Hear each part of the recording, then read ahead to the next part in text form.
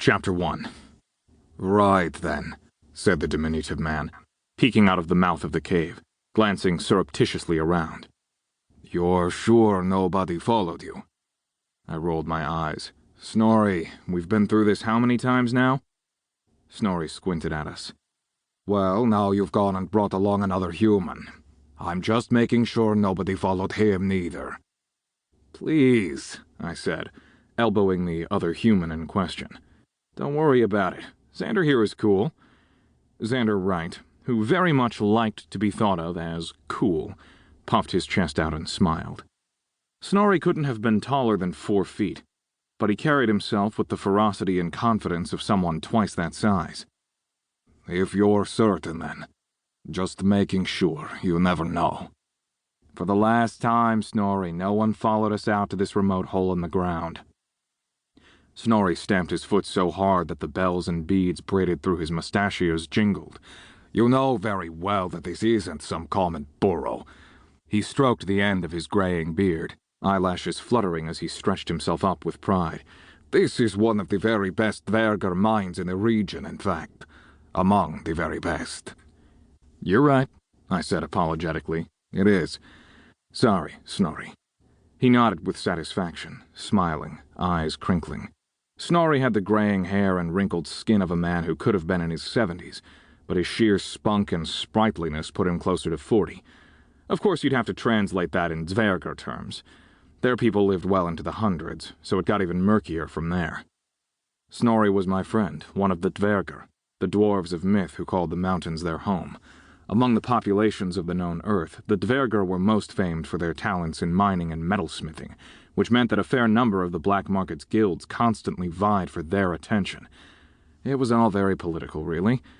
Good thing that I wasn't technically affiliated with any of the guilds, unless you counted my loyalty to the artificers. My only loyalty now was to Xander Wright, and his beautiful, perfect butt, both of whom were standing at my side at the mouth of a cave somewhere in rural Norway. Can't get any more detailed than that, of course, or else Snorri would have my nuts on a platter. It wouldn't take him much effort, either. The Dvergar were known for being pros at working with gold and gemstones, but also for being exceptionally strong. This way, gents, Snorri said, making one last check for intruders as he ushered us into the dark of the cave.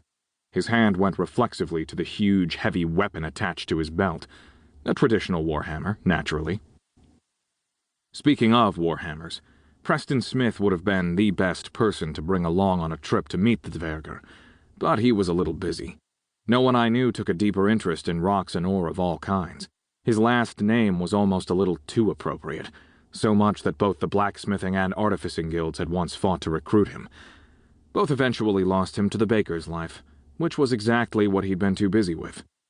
That and Sedgwick McCall, the cute little twink of a tallow mage he liked to hang around with. Even Beatrice Rex was knee-deep in business at her boutique.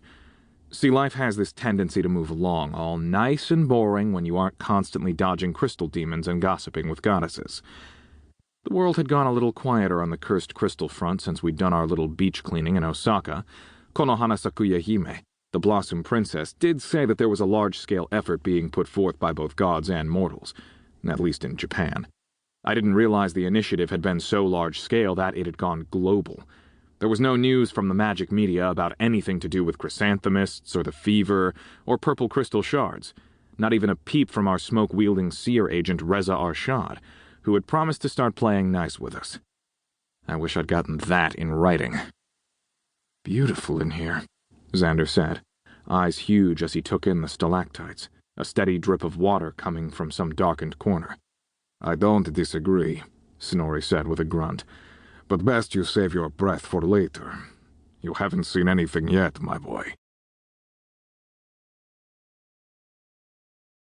To keep listening to this audiobook, I've left you a link in the description so you can do it, at no cost thanks to Audible's 30-day free trial.